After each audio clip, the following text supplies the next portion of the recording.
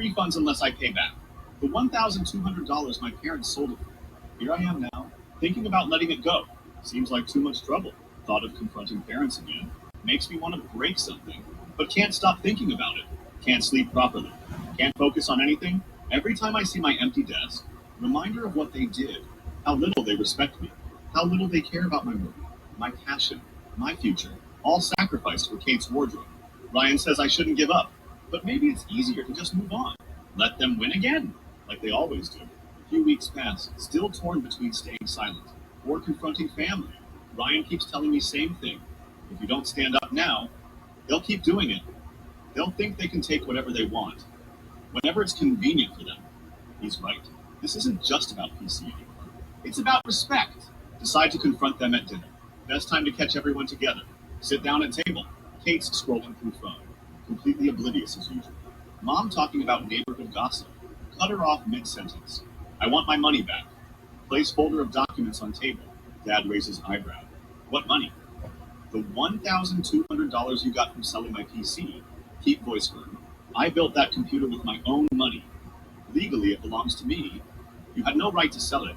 Mom sighs dramatically, like I'm 5 years old having tantrum. We've already been over this. Your sister needed help. We made a decision as a family. No, you made decision for family. Without asking me, voice getting harder. That's theft, plain and simple. Dad leans back in chair, face getting dark. Watch your tone, boy. We're your parents. Everything in this house belongs to us. You live under our roof, so technically that computer was ours. That's not how it works. Keep voice steady, even though want to scream. Pull out receipt. Hold it up. This says I paid for parts. With my own money, this is proof it was mine. Hand them buyer's transaction copy. This proves you sold it for $1,200. You owe me, Mom gasps, like I just committed treason. How dare you accuse us of stealing? We did this for Kate. She's your sister. Family is about sacrifice. Yeah, seems like I'm only one making sacrifices. Can't hold back anymore. Kate gets everything handed to her. I'm expected to just roll with it. Not anymore. Either you pay me back, or I'll take legal action. You wouldn't dare, Mom hisses. Try me. Lock eyes with her. Kate finally speaks up. Been silent until now. Oh my God, are you seriously threatening Mom and Dad? Over a computer? You're pathetic. No, Clara. What's pathetic is you're fine with taking advantage of someone else's hard work without second thought. You knew what they did. You didn't care. She rolls her eyes. It's not my fault they decided to sell it. I didn't make them do anything. Shot back at her. You mentioned it to them. You knew exactly what you were doing. Kate gives attitude. I only mentioned your computer because you're always complaining about work.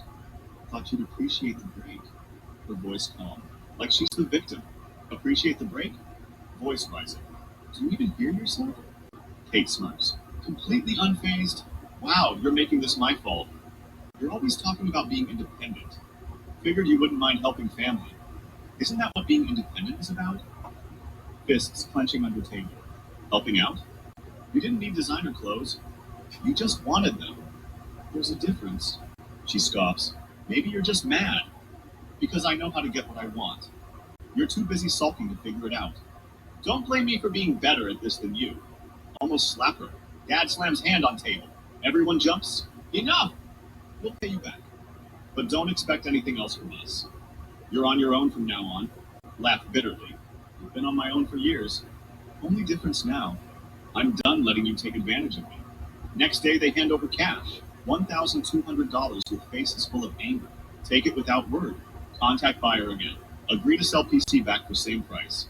Picking it up feels like getting piece of identity back. But no, things won't be same. Parents and Kate won't change. Can't keep living under roof, where I'm treated like second-class citizen. Time to figure out next move.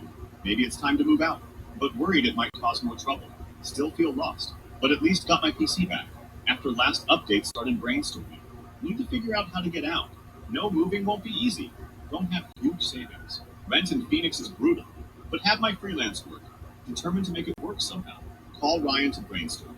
He's been my anchor through this mess. Dude, you need to get out of there. You can crash at my place if you need. Thanks, man, but need my own space. Been under their thumb too long. Just need to figure out money situation. Ryan goes quiet for a moment. What if you double down on freelance? Repetitive tasks slowing you down? Hey, you're not alone. Grab our videos now. See how Anthony Lightsman helps teams cut manual work and projects that matter. What if you double down on freelance?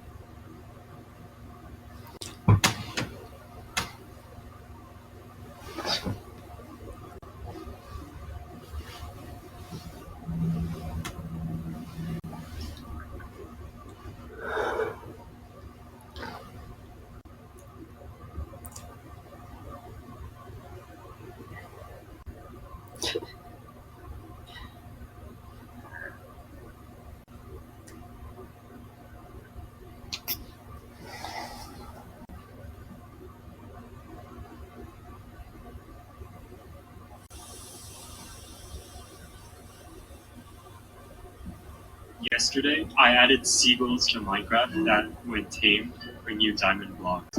This is pretty broken, so to nerf it, the seagulls also poop randomly all the time. This is not that bad if you're just in the caves, but it can also poop on your builds, which you have to scrape off. And it can poop on you, Oh man! where it'll actually update your Minecraft skin in real life. If you want to collect it, I added ice cream cones, which you can use to catch the bird poop. There's also strawberry sequels, which drop strawberry poop. Tomorrow, I'm adding ice cream trucks that give baby villagers fresh ice cream, so I can follow. Yesterday,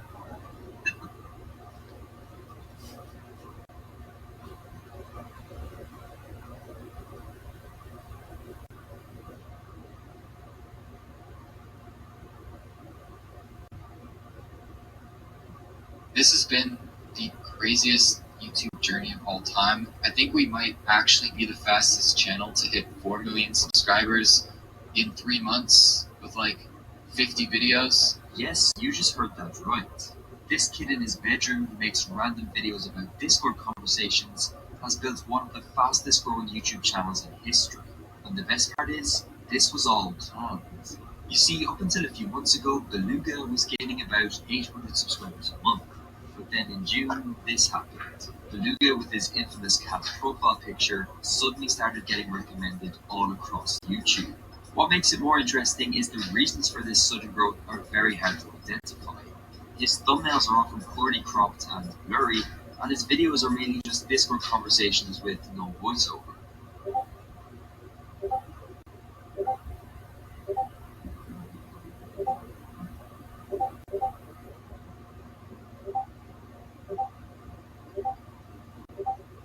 I mean, sure, it's funny, but how can a made-up Discord conversation between two cats have 25 million views? What are we missing? What could Beluga possibly have discovered about YouTube in June that led to this growth? Well, I decided to dig deeper into Beluga's backstory, and it shouldn't surprise you that this guy is a lot smarter than it seems. In fact, Beluga has pretty much discovered the new blueprint for how to grow a YouTube channel. He used a 3-step system to beat the algorithm. The thing is, when Beluga first started his channel, it was very unclear what his strategy was. I mean, his first videos included a reaction to a man being attacked by a goose, a random Minecraft documentary, and a commentary video on Dream. The really interesting thing was hidden inside this video here. On the surface, it may look like a simple explanation of why he was changing his name to Beluga, but within these 67 seconds, it became clear that he knew something that no one else did. I changed my channel name from Survival Mode to Beluga because I think it's a better name. And also, starting next week, I'm going to post some of the best videos on the entire internet. I have some huge plans for the channel, and I really appreciate your support. If this channel blows up in the future, you might want to like the video and comment now to prove you were here when it started. I mean, having confidence is one thing, but the way Beluga spoke here made me realize something. This wasn't his first rodeo. Which takes us on to step number 1. Beluga had a catalyst. Right now, a lot of people say YouTube is too competitive, and there is some truth behind this. There has never been more creators competing for the same audience. But here's the good thing. YouTube's algorithm rewards great videos. Now, that might sound overly simple, but when you strip back all the noise, its purpose is to show intriguing and well-made videos to the right audience. As you may know, YouTube measures this with two main metrics: click-through rate, i.e. the percentage of people who click when shown the video, and average view duration, which is how long these people end up watching the video for. Here's the difficulty though. How can YouTube tell if a video is good if no one sees it in the first place? It's a chicken and egg scenario. The first 1,000 viewers are always the hardest to capture. Some creators target searches and keywords. Some try to make videos about current trends, hoping to get swept up into the wave of content. And then there's the shortcut strategy that Bolivia used, utilizing a growth catalyst. You see, the truth is, What's your big idea? I'm Mr. Beast, and I want to help you turn your big idea into a big business. Welcome to the Beast. wasn't Beluga's first channel. In fact, his YouTube journey had actually begun in 2019, when he launched a channel about lucid dreaming. After growing this channel to almost 1 million subscribers, it was clear Beluga wanted a new challenge. He decided to go all in on cross-promotion. He mentioned and nicked his new channel at every opportunity. He also made community posts about it and even funneled traffic to his Beluga videos through end screens. This promotion definitely helped, but it only brought in a few thousand viewers. So why was it so significant? Well, it was the spark that lit the fire. Now YouTube had an audience to test Beluga's videos with. They could show these viewers the videos, and if the click-through rate and average view duration was good, the algorithm would kick in and start pushing the videos to more people. If a channel is set up in the right way, an injection of people can lead to a snowballing effect. But there's a problem.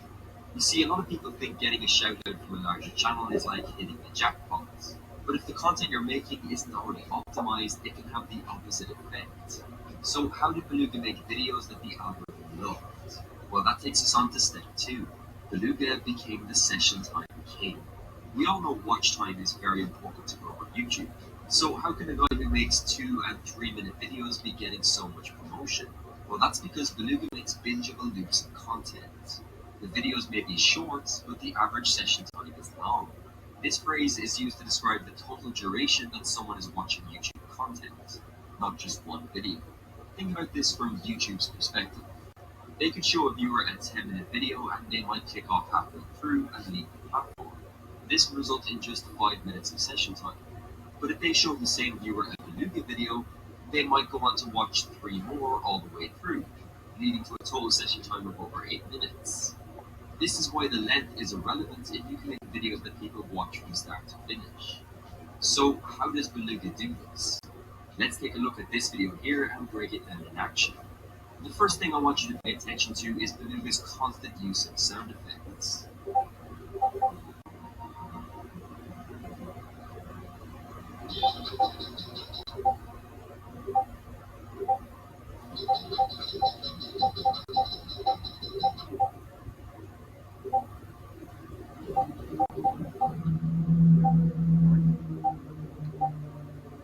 In these opening 10 seconds, there were 11 different sound changes. The Discord pinging almost forces you to stay engaged. The explosion sound effects and music add variety, and the awkward pauses emphasizes the humor. It's very hard to feel bored with so much happening. A lot of creators focus all their attention on the visual edits and not enough on the sound. Also, you might have noticed just how fast-paced the messages appear and disappear. See if you can follow this conversation without having to rewind.